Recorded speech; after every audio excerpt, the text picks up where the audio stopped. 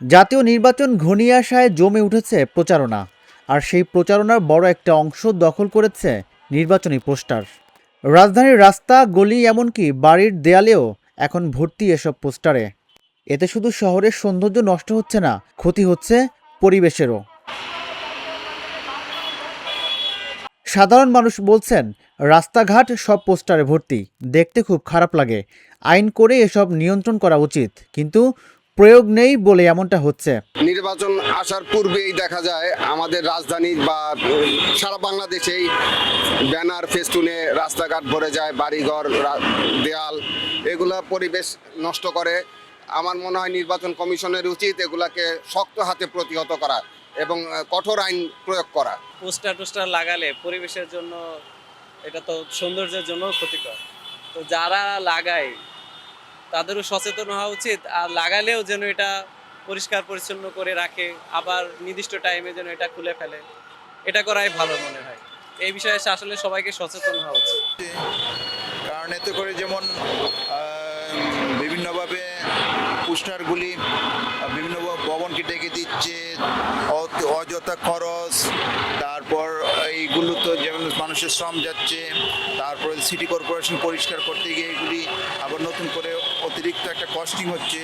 তো বেসতে এগুলো সব দিক দিয়েই ক্ষতিকর। আমরা তো জাতি হিসেবে অনিয়ম জাতি, মানে নিয়ম নিয়ম জানিও না, আবার জানলেও মানতে চায় না। হ্যাঁ, বিশ্বের অন্য কোনো দেশে এভাবে পোস্টার লাগাই রাখে কিনা আমার জানা নেই।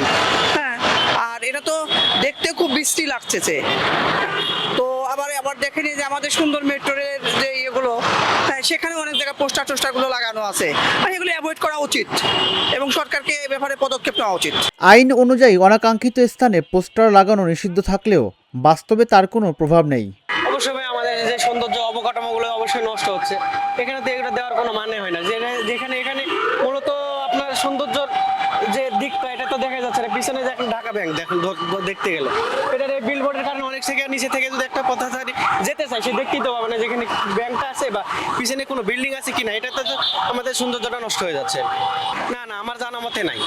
কারণ আমাদের যে নির্বাচনী এলাকার মধ্যে দিল্লি তো এটা সীমাবদ্ধ রাখা দরকার।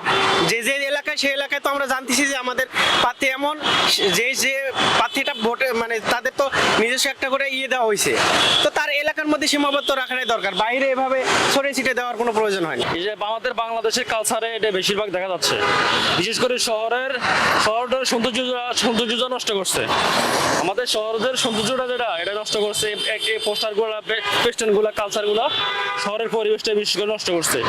বিশেষ করে দেখেন আপনার যে কোনো জায়গায় দেওয়াল এখন, আপনার বাসা বাড়ি ছাদ এখন, বিশেষ করে অফিস আদালত কোনোখানে ভাব নাই, এমন পোস্টার লাগানো পুরা জাম করে রাখছে। তো এটা থেকে বিরত থাকতে হবে। যারা রাজনীতিবিদ আছে বড় বড়, তারা এটাতে ভর্তি করতে হবে। আমারও দাবি এগুলা রাখা সত্ত্বেও সুন্দর থাক আমাদের শহর, আমরা পরিষ্কার রাখবো, পরিচ্ছন্নতা রাখবো, এটাই আমার কামনা। এখন যদি নির্বাচিত কোনো যদি সরকার থাকতো, তাহলে এটা ঠিকই প্রয়োগ হতো। বাংলাদেশে এরকমের মুক্তি হবে বা হচ্ছে না, এর কোনো হবে না, বিকল্প কিছু মনে হবে না। শহরের বিভিন্ন এলাকায় খোলা ড্রেন, নর্দমা, জমে থাকা আবর্জনার সঙ্গে যোগ হচ্ছে এসব পোস্টার। বৃষ্টি হলেই কাগজ আর আঠার মিশ্রণে নেমে আসে নতুন বিপদ। ঢাকার জলাবদ্ধতার পেছনে এই পোস্টার দায় করছেন বিশেষজ্ঞরা। কার কত রঙের পোস্টার, কার পোস্টার কত উপরে লাগানো, হ্যাঁ, কার ব্যানার কত উপরে লাগানো, এটা একটা নিত্য নৈমিত্তিক ব্যাপার। এটা হলো আমাদের যে আসলে রাজনৈতিক যে দেউলিয়াত্ব এবং মানে আমাদের হীন মানসিকতা, যে কোনো ধরনের গণতান্ত্রিক চিন্তা, একটা প্রচারণার যে পদ্ধতির মধ্য দিয়ে আসলে আমাদের গণতান্ত্রিক যে ব্যবস্থা এবং আমাদের দলগুলোর ভিতরে যে গণতন্ত্র বা তার যে নান্দনিকতা বোধ, সেটারও আসলে প্রচার হয়, মানে সেটারও আসলে প্রকাশ ঘটে আর কি। যে একটা পোস্টার সে আসলে কীভাবে লাগাবে, বা আদতে লাগাবে কিনা, মেট্রোর পিলারে আসলে পোস্টার লাগানো উচিত কি উচিত না, এটা কি আপনি একটা রাজনৈতিক দলকে আসলে শেখাতে পারবেন? তো বলতে পারবেন। শহীদ মিনারের পিলারে কি পোস্টার লাগাবে না, সেটা কি আপনি কাউকে শেখাতে পারবেন? আপনার আমাদের অনেক ঐতিহ্যবাহী স্থাপনা আছে, যে স্থাপনার গায়ে আপনি লিখে যাচ্ছেন, এটা আপনি মানুষকে বা রাজনৈতিক দলকে বা তাদেরকে আপনি কীভাবে শেখাবেন? কারণ এটা তো আসলে আত্মবোধের বিষয়, আত্মনিয়ন্ত্রণের বিষয়। আর এই যে পোস্টার এবং ব্যানার, আমি বলবো যে এটা একটা মহাদুর্যোগকাল শুরু হয় এই নির্বাচনকালীন সময়ে, এবং এটার প্রভাব কিন্তু আসলে পরে পরবর্তী সময়ে যে, কারণ যখন এটা ধরেন বর্ষা বা এই সময়গুলো আসে, আপনারা দেখেন যে এটা আমাদের নাগরিক জীবনের সবচেয়ে বড় সংকট হলো জলাবদ্ধতা, এবং জলাবদ্ধতার প্রধানতম কারণ হলো এই যে যত্রতত্র পোস্টার ব্যানার সেগুলা যে নানানভাবে লাগানো, এবং সেটা যখন হলো আমাদের জলাশয়গুলোতে যায়, আমাদের ড্রেনের যায় বা ড্রেনের মুখগুলোতে যে আটকে যায়, তখন কিন্তু আমাদের সংকটগুলো হয়, ঠিক আছে। এবং এটার ভোগান্তি হয় আসলে নাগরিক মানুষদের। আর যত পোস্টার তত আসলে বৃক্ষ নিধন।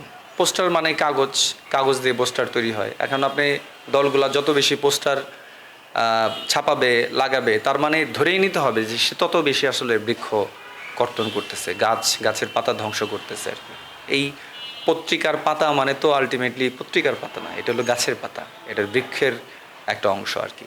তো এইটাও আসলে দৃষ্টিভঙ্গির বিষয় যে রাজনৈতিক দলগুলো আসলে কী ধরনের দৃষ্টিভঙ্গি পোষণ করে, যে দৃষ্টিভঙ্গির মাধ্যমে আসলে সে তার পরিবেশ বা প্রকৃতি সেটার প্রতি সে কী ধরনের কমিটমেন্ট রাখে। তো এই নির্বাচনকালীন সময়ে আমরা যারা পরিবেশ নিয়ে কাজ করি, আমরা আসলে এই কোশ্চেনটা তুলতে চাই যে এই রাজনৈতিক দলগুলো আসলে কতটা পরিবেশের প্রতি, প্রাণের প্রতি, প্রকৃতির প্রতি আসলে তার দায়বদ্ধতার জায়গাটা আছে। বৃষ্টির পানির সঙ্গে পোস্টারের কাগজ ড্রেনে গিয়ে পানি প্রবাহ বন্ধ করে দেয়, এতে জলজট তৈরি হয়। এছাড়া কাগজে থাকা রাসায়নিক আঠা পরিবেশের জন্য ক্ষতিকর।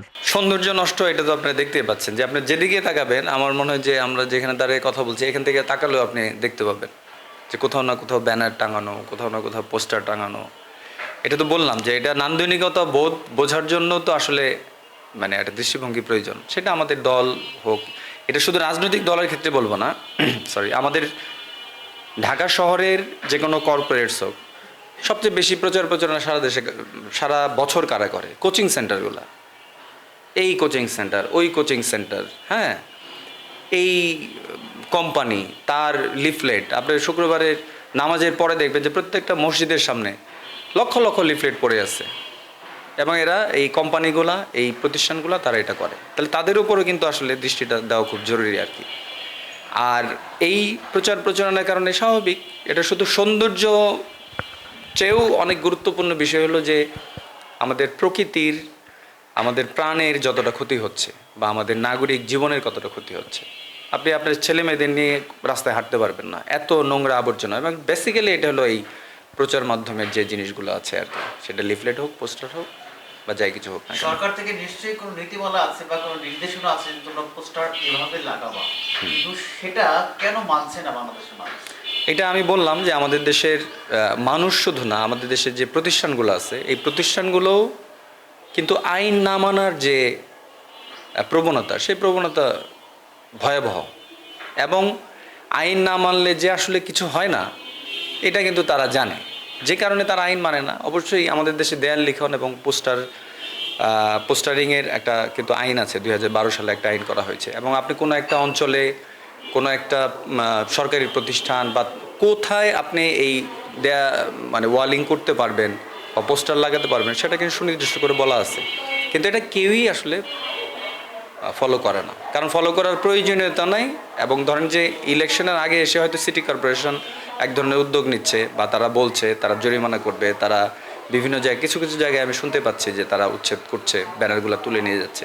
কিন্তু এই আইনগুলো যে সারা বছর মানুষের কানে দেওয়া, এবং শুধু রাজনৈতিক দল না, আমি বলতে চাই যে এই সরকারকে এই আইনের বিষয়ে প্রত্যেকটা রাজনৈতিক দল, সংগঠন, কর্পোরেট প্রতিষ্ঠান বা মিডিয়া, এই জায়গাগুলো থেকে একটা করে চিঠি আজ পর্যন্ত দিয়েছে যে এই নীতিমালা হয়েছে, আপনারা এটা মানতে হবে? ছাত্র সংগঠনগুলোকে দিয়েছে, রাজনৈতিক সংগঠনগুলো দিয়েছে? দেয়নি, হয়তো দেয়নি।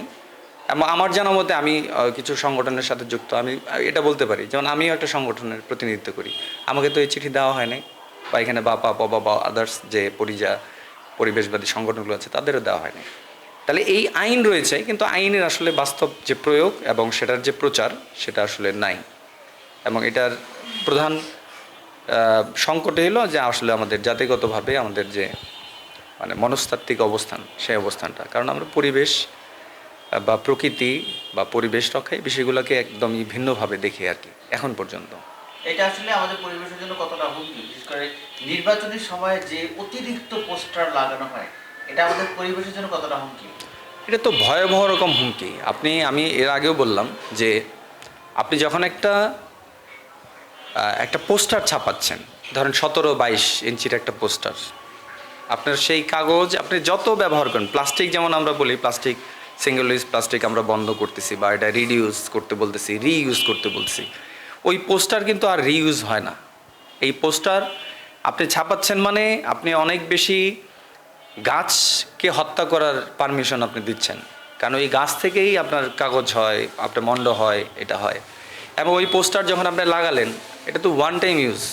পোস্টার লাগানো হলো, পোস্টার ছিঁড়ে ফেলা হলো, রাস্তায় পড়লো, সেটা বৃষ্টি হলো বা যে কোনো পানির ফ্লো হলো, যে কোনোভাবে হলো, সেটা নর্দমায় চলে গেল, হ্যাঁ, বা সেটা রাস্তার সাথে মিশে গেল, সেটা তো আর মিশে যায় না। সেটা আমাদের এয়ার পলিউশন হোক, আমাদের এখানে নগরের যে জলবদ্ধতা হোক, আমাদের রাজধানীর সৌন্দর্যের কথাও যদি বলেন, এখানে সবচেয়ে বড় ক্রাইসিস তৈরি করে এই যে পোস্টারিং বা আপনার লিফলেট বা যাই কিছু বলি না কেন, যে এখানে প্যানাফ্লেক্স বা পিভিসি যেটা ইউজ করা হয়, এটা পরিবেশের জন্য ভয়ঙ্কর রকম আসলে হুমকি। পোস্টারের ব্যবহার কমিয়ে ডিজিটাল প্রচারণা বাড়ানোই হতে পারে টেকসই সমাধান। রাজধানীবাসীর দু চোখ যেদিকে যায় সেদিকেই রাজনৈতিক পোস্টার। নির্বাচনের সময় যতই ঘনিয়ে আসছে এই পোস্টারের দাপট ততই বেড়ে যাচ্ছে। এতে করে নষ্ট হচ্ছে পরিবেশ আর সৌন্দর্য হারাচ্ছে রাজধানী। রাজীবুল ইসলাম, ঢাকা জার্নাল, ঢাকা।